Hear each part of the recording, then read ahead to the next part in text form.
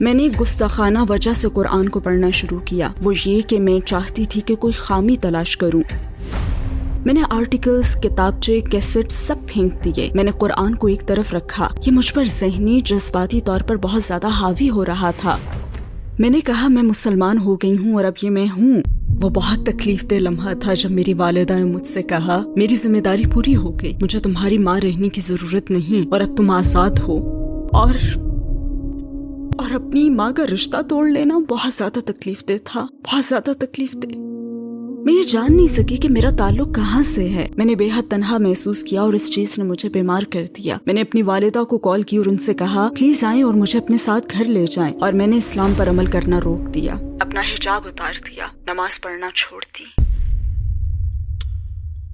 السلام علیکم سسٹر عالیہ ام ریان، ہماری دعوت قبول کرنے کا شکریہ۔ میرا پہلا سوال یہ ہے کہ عالیہ ام ریان کون ہیں اور کیا آپ اپنی زندگی کے بارے میں ہمیں مختصراً بتا سکتی ہیں؟ وعلیکم السلام ورحمۃ اللہ۔ سب سے پہلے تو مجھے یہ موقع دینے کا بہت شکریہ۔ میں ایسٹ لندن میں پیدا ہوئی اور وہیں پلی بڑھی۔ میرے ایریا میں مسلمانوں کی تعداد زیادہ تھی، یہاں بنگلہ دیشی مسلمان زیادہ تھے، لہٰذا مسلمانوں سے میرا کافی واسطہ پڑتا تھا۔ میرا تعلق مکس نسل سے ہے، میری والدہ اٹالین ہے اور میرے والد ویسٹ افریقی نائجیرین ہیں۔ لیکن جب بھی مجھ سے یہ سوال کیا جاتا ہے تو میں یہ سوچتی ہوں کہ عالیہ ایک ایسی روح ہے جو اللہ سبحانہ و تعالیٰ کی طرف سفر کرنا چاہتی ہے۔ ایمان کے لحاظ سے آپ کی زندگی کیسی تھی؟ آپ کا کس پر ایمان تھا؟ میری پرورش بطور عیسائی ہوئی تھی۔ ٹین ایج میں مجھ میں عیسائیت کا نیا تصور ابھرا۔ خدا پر تو میرا ہمیشہ ایمان تھا۔ میری والدہ نے میری پرورش اس طرح سے کی کہ مجھے زندگی، اس کے مقصد اور دنیا کے بارے میں تجسس کی ترغیب ملی۔ اگرچہ مجھ میں عیسائیت کا نیا تصور ابھرا تھا، لیکن اندر جیسے ایک خلا تھا، مجھ میں اعتراضات پیدا ہوئے۔ میں نے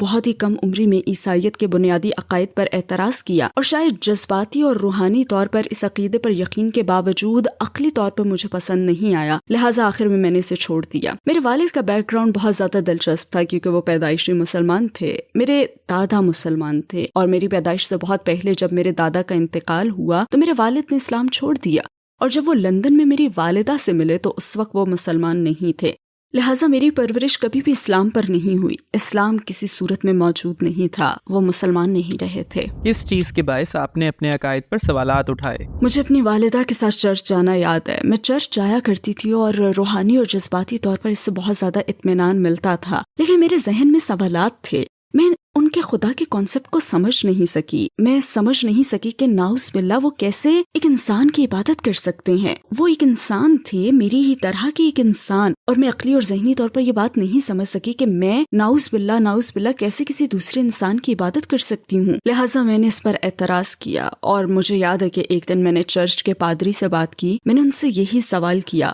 اور ان کا جواب تھا بس ایمان رکھو، اور یہی وہ لمحہ تھا جب میں جان گئی کہ یہ میرے لیے نہیں ہے۔ آپ نے پہلی مرتبہ اسلام کے متعلق کب سنا؟ میں اس سوال کا جواب دینے کے لیے آپ کو اپنے بچپن کے بالکل ابتدائی دنوں میں لے چلتی ہوں۔ میرے ایریا میں مسلمان زیادہ تھے، یہ بنگلہ دیشی ایریا تھا، اور میری رہائش کے سامنے میں فرسٹ فلور پر رہتی تھی۔ میری عمر تقریباً 8 سال تھی۔ میں لیونگ روم کی کھڑکی کے پاس جاتی اور کھڑکی کی دہلیز پر جھک جاتی تھی، جہاں سے مجھے اپنے گھر کے سامنے سڑک کا گراؤنڈ فلور نظر آتا تھا۔ وہاں عارضی طور پر بنائی گئی ایک مسجد تھی۔ اس وقت دراصل وہ ایک کنٹینر تھا، لیکن میں جہاں سے جھک کر دیکھتی تھی وہاں سے مجھے اس مسجد میں نماز کا ایریا نظر آتا تھا، اور مجھے یہ بڑا دلکش لگتا تھا۔ میں انہیں اندر جاتے اور جھکتے اور سجدہ کرتے ہوئے دیکھتی تھی۔ بچپن میں مجھے یہ سب دیکھنا بہت اچھا لگتا تھا۔ میں یہ سب دیکھنے کے لیے دن میں چند بار دوڑ کر کھڑکی کے پاس جاتی۔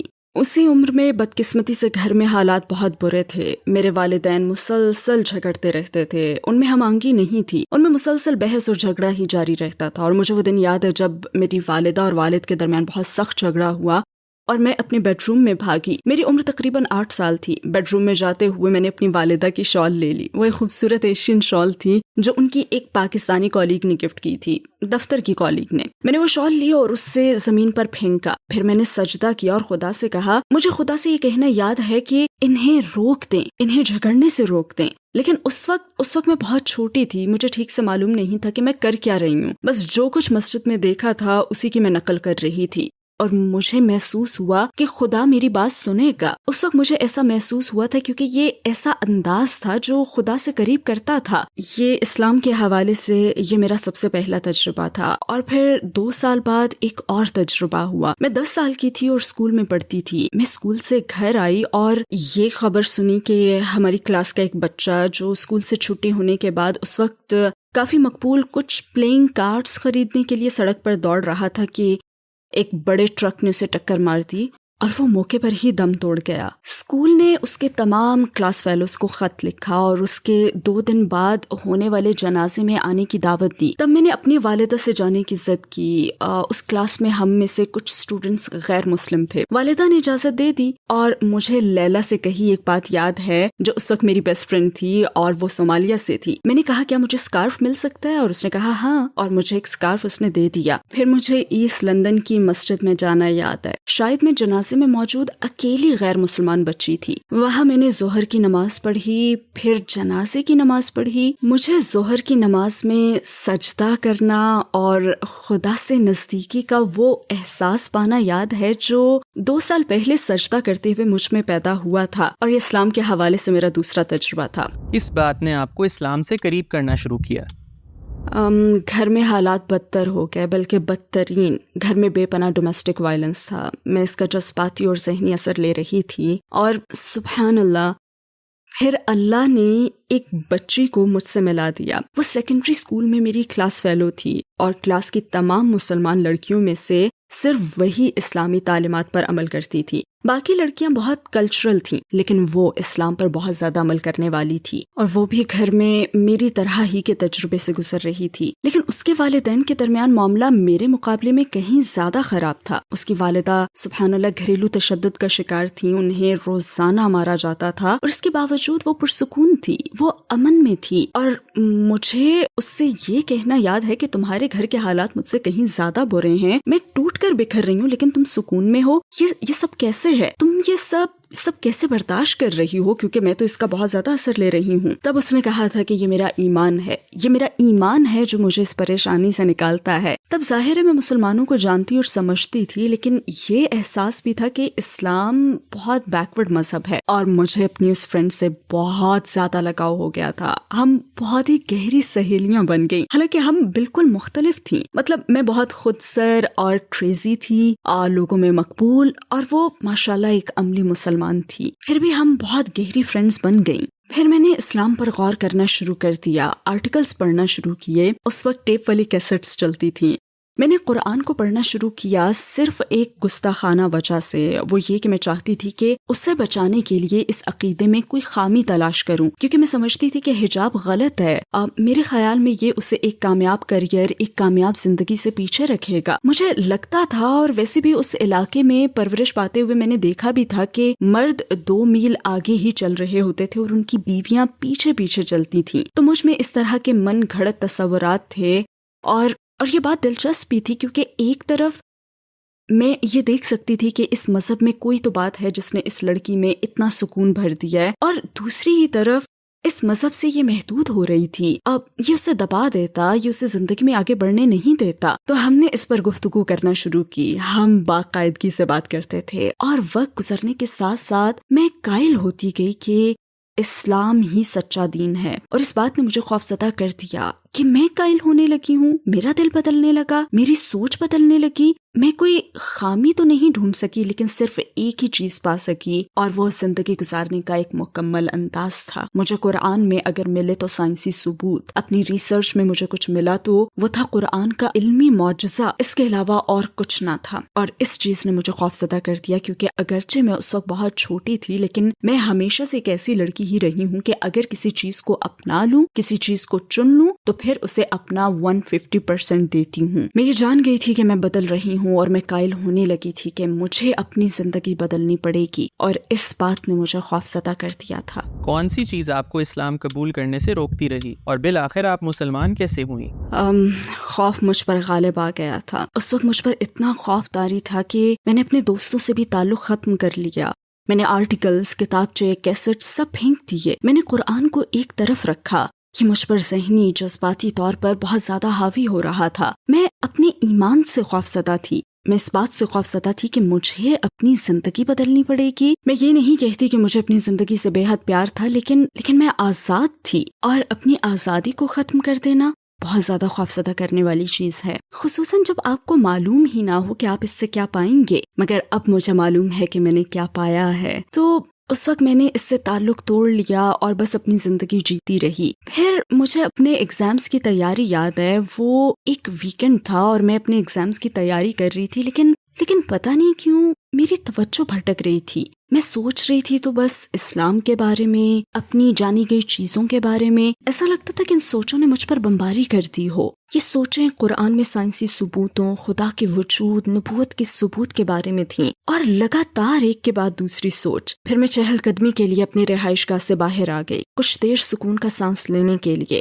میں سڑک پر آئی جسے روزانہ پار کرتی تھی. میں وہاں کھڑی گرین مین اشارے کا انتظار کرنے لگی. پھر گرین مین اشارہ آیا، لوگ سڑک پار کرنے لگے، لیکن میں نہ کر سکی. مجھے لگا جیسے میرے پاؤں زمین سے چپک گئے ہوں، اور دماغ میں یہی سوچ تھی کہ اگر میں یہ سڑک یا کوئی بھی سڑک پار کروں اور مجھے کار ٹکر مار دے اور میں یہ جانتے ہوئے مر جاؤں جسے میں بخوبی جانتی ہوں، تو اس کا مجھے کیا فائدہ ہوگا. اور یہ خیال مجھ پر طاری ہو گیا. میں اس کی گواہی کیوں نہیں دے رہی جو پہلے ہی میرے دل میں سما چکا ہے. میں کسی طرح گھر واپس آئی، اپنی دوست کو کال کی. اس نے فون اٹھایا، میری آواز سنی، اور میری آواز سن کر وہ بہت خوش ہوئی. میں نے اسے کہا کہ میں ایمان لے آئی ہوں اور اب مجھے کلمہ پڑھنا ہے. وہ ویکنڈ تھا اور پیر کے دن میں نے کلمہ پڑھ لیا، الحمدللہ.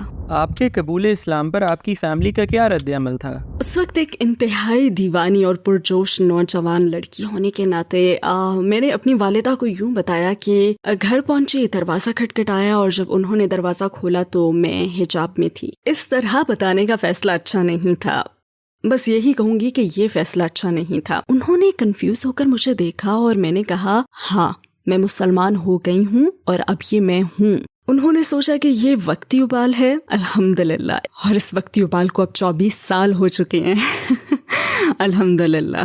اور اس کے بعد حالات بہت زیادہ مشکل رہے. میں نے فیملی کھو دی، دوست کھو دیے. میں اتنی کم عمری میں بالکل تنہا رہ گئی. مسلمان ہونے کے بعد شروع کے چند سال بہت مشکل تھے. مسلمان ہونے کے بعد آپ کو کون سے بڑے چیلنج کا سامنا ہوا؟ میری اپنی والدہ کے ساتھ تعلق ختم ہو گیا تھا. اس دوران کافی سارے واقعات ہوئے تھے. انہوں نے کسی اور سے شادی کر لی تھی اور وہ شخص اسلام سے نفرت کرتا تھا. وہ میرے خلاف ہو گیا اور مجھے یاد ہے 17 سال کی عمر میں وہ بہت تکلیف دہ لمحہ تھا جب میری والدہ نے مجھ سے کہا، میں 17 سال کی تھی، انہوں نے مجھے دیکھ کر کہا میری ذمہ داری پوری ہو گئی، مجھے تمہاری ماں رہنے کی ضرورت نہیں اور اب تم آزاد ہو. وہ انتہائی مشکل وقت تھا. اس عمر میں آپ کو فیملی کی ضرورت ہوتی ہے اور اپنی ہی ماں کا رشتہ توڑ لینا بہت زیادہ تکلیف دہ تھا، بہت زیادہ تکلیف دہ.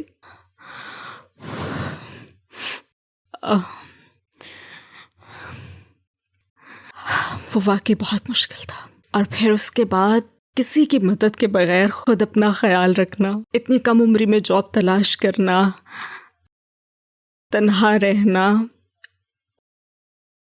اور اس وقت میں ایسی بے شمار دوسری مشکلات سے میں گزری جو بالکل ذاتی نوعیت کی تھیں، اور فیملی کی سپورٹ کے بغیر یہ سب انتہائی مشکل تھا. میں تنہا جی رہی تھی. میں نے ایک مخصوص گروپ کے ذریعے اسلام قبول کیا تھا، ایک اسلامی گروپ کے ذریعے، جسے بعد میں نے چھوڑ دیا.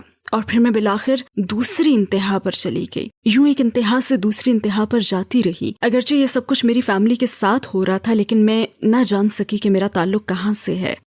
اور میں نئی بھی تھی. مذہب کی منتقلی، شناخت کے مسائل جن سے آپ بطور نو مسلم گزرتے ہیں، تو مجھے اپنی فیملی نے قبول نہیں کیا. بس ایک اسلامی گروپ سے دوسرے اسلامی گروپ میں گئی، دونوں طرح کی انتہاؤں کے درمیان ڈولتی رہی، لیکن میں یہ نہیں جان سکی کہ میرا تعلق کہاں سے ہے. میں بے پناہ تنہائی کا شکار تھی اور اس نے مجھے بیمار کر دیا. پھر میں نے ہسپتال سے اپنی والدہ کو کال کی اور ان سے کہا کہ پلیز آئیں اور مجھے اپنے ساتھ گھر لے جائیں. میں نے اسلام پر عمل کرنا بھی روک دیا، اپنا حجاب اتار دیا، نماز پڑھنا چھوڑ دی. میں نے مسلم کمیونٹی سے خود کو دور کر لیا.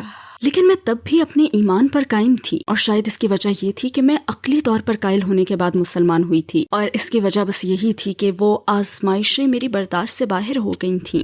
آپ نے اسلام پر دوبارہ عمل کیسے شروع کیا؟ السلام علیکم بھائی اور بہنوں، ہمیں اندازہ ہے کہ اس ویڈیو سمیت ہمارے 80% ناظرین ہمارے چینل پر سبسکرائب نہیں ہیں۔ جیسا کہ آپ جانتے ہیں، ہم ایک فلاحی تنظیم ہیں اور ہماری ویڈیوز پر اشتہارات غیر فعال ہیں۔ ٹوورڈز ایٹرنٹی صرف ایک یوٹیوب چینل ہی نہیں بلکہ ایک مدرسہ بھی ہے۔ یہاں ہم خود کو اور نوجوانوں کو اسلامی تعلیم سے آراستہ کرنے کی کوشش کرتے ہیں، لہٰذا ہمارے اس مطالبے کا واحد مقصد حق کو پھیلانا ہے۔ ہو سکتا ہے یہ بظاہر ایک چھوٹا سا عمل لگے، لیکن انشاءاللہ یہ ہمیں لاکھوں لوگوں تک پہنچنے میں مدد دے گا۔ آئیے اب لائک اور سبسکرائب کے بٹنز پر کلک کریں اور ساتھ مل کر ٹوورڈز ایٹرنٹی کا سفر کریں۔ آپ نے اسلام پر دوبارہ عمل کیسے شروع کیا؟ مجھے بالآخر جاب مل گئی اور دوبارہ گھر چھوڑ دیا۔ میں اپنی زندگی کے دن رات گزارتی رہی۔ آخر میں آزاد تھی۔ مجھے ان تمام مسائل سے نہیں نمٹنا پڑا جن کا مجھے بطور نو مسلم سامنا تھا، لیکن جیسے مجھ میں ایک خلا تھا، ایک خالی پن تھا اور ہمیشہ ایسے لگتا تھا جیسے کسی چیز کی کمی ہے۔ اور پھر اسی طرح میں نے 2 سال گزار دیے، مگر پھر یہ خالی پن حد سے بڑھ گیا اور مجھے اس کی وجہ معلوم تھی، کیونکہ میں ایسی زندگی گزار رہی تھی جو میرے ایمان سے ہم آہنگ نہیں تھی۔ لہٰذا میں نے آہستہ آہستہ اسلام کی طرف واپس آنا شروع کیا۔ اور مجھے یاد ہے، لوگ کہتے ہیں کہ کلمہ پڑھنا ان کی زندگی کا سب سے خوبصورت لمحہ تھا، لیکن اللہ سے دوبارہ رشتہ جوڑنا اور اسلام کی طرف دوبارہ آنا کسی گروپ کے دباؤ کے بغیر یا کسی کے یہ کہے بغیر کہ تمہیں یہ سب کرنا پڑے گا، یہ حلال ہے، یہ حرام ہے، تم یہ کام غلط کر رہی ہو، نہیں، فطری طور پر اسلام کی طرف پلٹنا، اپنے اور اپنے رب کے درمیان دوبارہ سے سفر طے کرنا، یہ واقعی خوبصورت، انتہائی میٹھا احساس تھا۔ مجھے یاد ہے کہ میں ہر روز قرآن کا ایک صفحہ انگلش میں پڑھتی تھی۔ میں نے اپنے بالوں کا افریقی سٹائل میں باندھنا شروع کر دیا اور ظاہر ہے کہ اس کا اختتام حجاب پہننے پر ہوا۔ میں نے دوبارہ سے نماز پڑھنا شروع کی، میں دوبارہ اسلام کی طرف لوٹ آئی، میں نے دوبارہ اسلام کی تعلیمات پر عمل شروع کر دیا اور الحمدللہ یہ خوبصورت اور میٹھا لمحہ تھا، کیونکہ یہ میرے اور میرے رب کے درمیان تھا، میرے اور میرے خدا کے درمیان۔ تو آپ کی والدہ کے ساتھ تعلق پر اس کا کیا اثر پڑا؟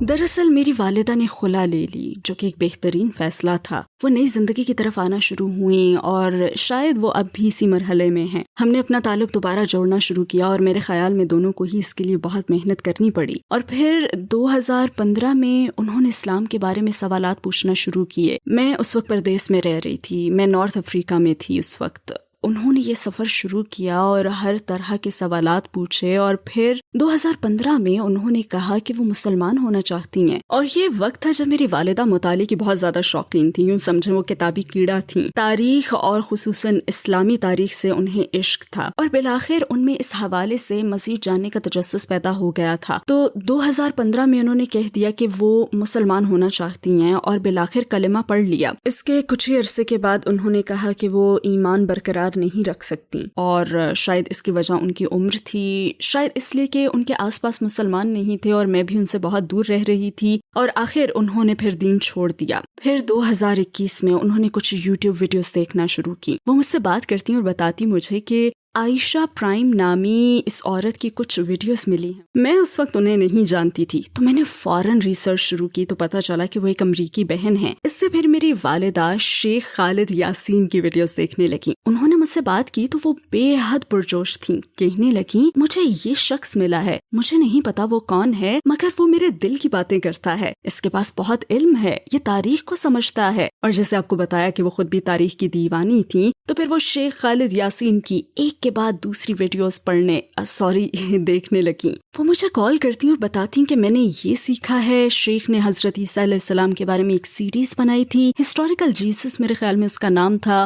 وہ انہیں انتہائی دلچسپ لگی اور وہ مسلسل ان کی ویڈیوز دیکھتی رہتی اور مجھے بتاتی، اور میں کچھ نہ کہتی۔ میں نے سوچا کہ پتہ نہیں یہاں کیا ہو رہا ہے، لیکن کچھ بدل رہا ہے۔ میں بس سوالات کے جوابات دے دیتی، میں اپنی رائے نہیں دیتی تھی، میں بس انہیں اپنے پاس آنے دیتی۔ وہ کہا کرتی کہ یہ شخص کمال کا ہے، لہٰذا میں نے ان کی تلاش کی ذمہ داری لی اور ایک پیغام بھیجا، اپنے جاننے والوں کے نام ایک پیغام، جس میں لکھا کہ کیا کسی کے پاس خالد یاسین سے رابطے کی تفصیلات ہیں، اور کسی نے مجھے ان کے فیس بک پیج کا ایڈریس دیا جہاں ان کا نمبر اور ای میل ایڈریس موجود ہے۔ میں نے انہیں ای میل کی اور انہیں پورا معاملہ بتایا اور انہیں بتایا کہ میری والدہ نے آپ کی ویڈیوز دیکھی ہیں، ان کا ماضی یہ ہے، ہمارے ساتھ یہ سب ہوا ہے، میں نو مسلم ہوں، اور میں نے انہیں اپنی پوری کہانی سنائی اور کہا کہ میں جانتی ہوں کہ آپ بہت زیادہ مصروف ہوں گے، لیکن کیا کسی طرح سے یہ ممکن ہے کہ آپ میری والدہ سے بات کر سکیں؟ اور میں نے ای میل بھیج دی۔ چونکہ خالد یاسین ایک مصروف آدمی ہے، اس لیے میرا خیال تھا کہ میری ای میل شاید ان کے ان باکس میں نہیں جائے گی بلکہ ہو سکتا ہے کہ ان کے اسپیم یا جنک میں چلی جائے، لیکن 20 منٹ بعد انہوں نے مجھے ای میل کا جواب دے دیا اور کہا کہ یہ ان کے لیے ایک احساس ہوگا، چلیں بات کرتے ہیں۔ تو ہم نے بات کی اور میں نے انہیں کہانی سنائی، میں نے انہیں اپنی والدہ کے بارے میں بتایا، میں نے انہیں ہر وہ بات بتائی جس سے وہ گزر رہی تھی، میں نے انہیں ان کی نئی طرح کی دریافت کے بارے میں بتایا اور ان سوالات کے بارے میں بھی جو وہ پوچھتی رہی تھیں اور وہ چیزیں جو وہ مجھے بتاتی تھیں۔ انہیں حضور صلی اللہ علیہ وسلم سے محبت ہو گئی تھی، انہیں چیزیں سمجھ آ رہی تھیں، ہم آہنگ ہو رہی تھیں، وہ پہلے جیسی نہیں رہی تھیں بلکہ وہ واقعی اسلام پر یقین رکھتی تھی۔ اور شیخ نے مجھ سے ایک سوال پوچھا، انہوں نے کہا کہ آپ کی والدہ کا کیا نام ہے؟ میں نے جواب دیا میری والدہ کا اٹالین نیم جوزفینا ہے لیکن یورپی انداز میں یہ جوزفین ہے۔ انہوں نے کہا میری والدہ کا نام بھی جوزفین ہے، ان کی عمر 90 سال سے زیادہ ہے اور وہ انتقال کے قریب ہیں۔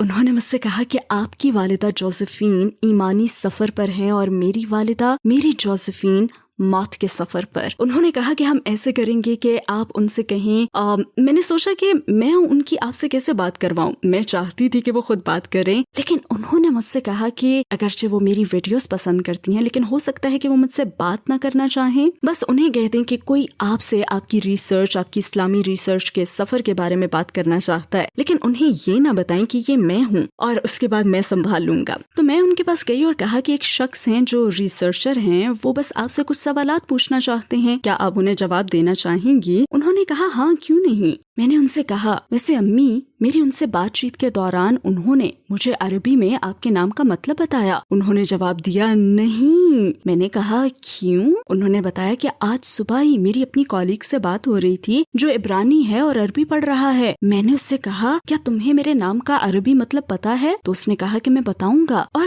تم کہہ رہی ہو کہ وہ مطلب بتا رہا تھا؟ کہنے لگی کہ نہیں یہ ہو ہی نہیں سکتا۔ خیر پھر ان کی بات چیت ہوئی، میں زوم میٹنگ میں ہی تھی اور میں نے اسے ریکارڈ کر لیا تھا۔ اور شیخ نے جس طرح اس معاملے پر بات کی، اللہ انہیں جزا عطا فرمائے آمین۔ ان کی آپس میں بات چیت ہو رہی تھی لیکن کسی وجہ سے وہ ان کی آواز نہ پہچان سکی۔ وہ ان سے بس سوالات پوچھ رہے تھے اور کہلوانا چاہتے تھے کہ وہ کس پر ایمان رکھتی ہیں۔ پھر وہ کسی حد تک ان سے یہ کہلوانے میں کامیاب ہو گئے۔ انہوں نے کہا کہ ان کا ایمان ہے کہ خدا ایک ہے اور محمد صلی اللہ علیہ وسلم اس کے آخری نبی ہیں۔ انہوں نے یہ بات ویڈیو میں کہی اور میٹنگ کے بعد شیخ نے ان سے پوچھا کہ آپ کو معلوم ہے کہ اسکائی کا کیا مطلب ہے؟ انہوں نے کہا نہیں۔ انہوں نے بتایا کہ اس کا مطلب ہے شیخ خالد یاسین۔ انہوں نے سنا نہیں اور شیخ نے اپنی بات دہرائی۔ والدہ کہنے لگی نہیں آپ نہیں ہیں، اور انہوں نے کہا کہ میں ہی ہوں۔ انہوں نے کہا نہیں اگر مجھے معلوم ہوتا کہ یہ آپ ہیں تو میں اور بھی زیادہ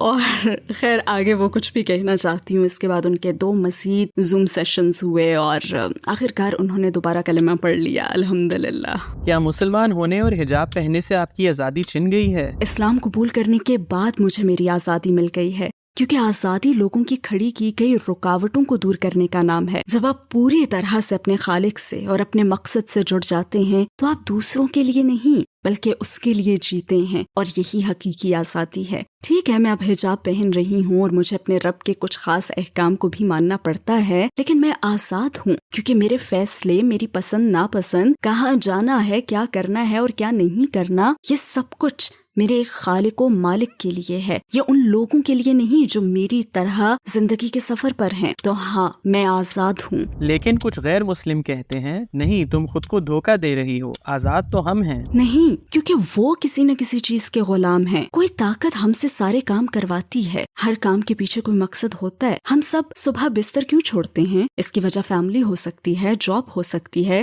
اس کی وجہ دولت کی ہوس ہو سکتی ہے، ہماری کوئی بھی خواہشات ہو سکتی ہیں، لیکن ہم سب کسی نہ کسی چیز کے غلام ہیں۔ لیکن میں ایک ایسی ذات کی غلام بننا چاہوں گی جو پرفیکٹ ہے، جس کے پاس سے میں آئی ہوں اور جس کے پاس دوبارہ جانا ہے، بجائے کسی ختم ہو جانے والی چیز کا غلام بننے کے جیسے کہ میں ایک دن ختم ہو جاؤں گی۔ کبھی میرا بھی خیال تھا کہ اسلام عورتوں کو دباتا، محدود کرتا ہے، لیکن مجھے محسوس ہوا کہ دراصل اسلام کلچر کے اثر سے پاک، خالص اسلام اپنی خالص ترین شکل میں عورت کی شان اتنی خوبصورتی سے قائم کرتا ہے کہ عورت ہونا فخر بن جاتا ہے۔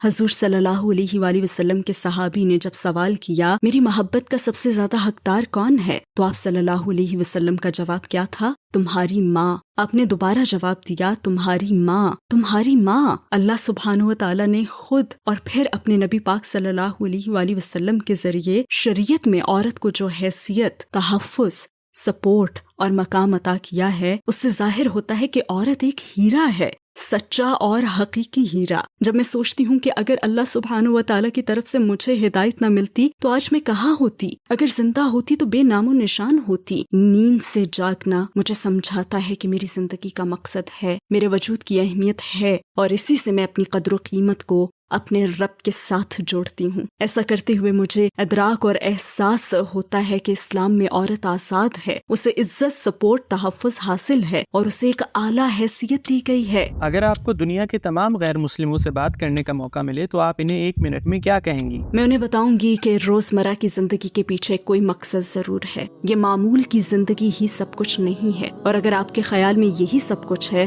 تو پھر ہر ایک کے سامنے ایک افسوسناک ترین نتیجہ آئے گا، کیونکہ یہ زندگی ایک رولر کوسٹر ہے، یہ آزمائشوں، مصیبتوں، مشکلوں سے بھرپور ہے، یہ ناانصافی، افسردگی سے بھری ہوئی ہے۔ تو اگر یہی سب کچھ ہے تو پھر ہمیں کیوں پیدا کیا گیا؟ میں انہیں اس پر سوچنے کی دعوت دوں گی، میں انہیں زندگی کے گول چکر پر غور کرنے کا کہوں گی، ایک پھول کی مثال سے کہ کیسے وہ پھول ایک بیج سے اگتا ہے، پھر ایک خوبصورت چیز کی مانند کھل جاتا ہے، پھر مرجھا جاتا ہے اور دوبارہ ختم ہو جاتا ہے۔ میں انہیں سمندر کے سامنے کھڑے ہونے اور اس کی گہرائی اور سمندر کی تاریکیوں میں موجود حیات کو دیکھنے کی دعوت دوں گی، ایک پتے کو لے کر اس کے ڈیزائن کی پیچیدگیاں دیکھنے اور خود سے سوال کرنے کا کہوں گی کہ یہ کہاں سے آیا ہے، یہ کہاں سے آیا ہے، اس پتے کا کیا مقصد ہے، اس پھول کا کیا مقصد ہے، اس سمندر کا کیا مقصد ہے، اور پھر یہ سوچنے کا کہ میں خود بھی اس تخلیق کا حصہ ہوں۔ تو اگر ایک پتے کا کوئی مقصد ہے اور اگر ایک پھول کا کوئی مقصد ہے تو پھر میرا کیا مقصد ہے،